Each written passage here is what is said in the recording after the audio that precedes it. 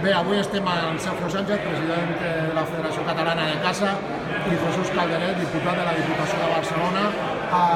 que penso que tenen una molt bona notícia, que l'han explicat avui en la presentació de la quarta edició de la Fira del Caçador de Sant Fruitós dels Valles, i tenen una molt bona notícia, entenc, per als caçadors de Porcelà, cérvols, cabirols de Barcelona.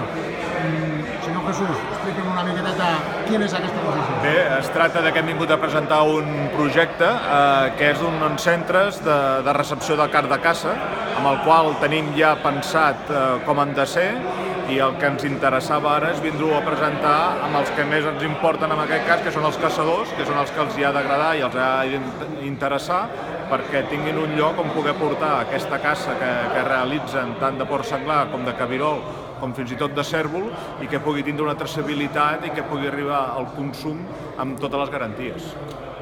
Sergio, què pot significar això per als caçadors en primera instància de Barcelona? Perquè penso que és un projecte que pot tenir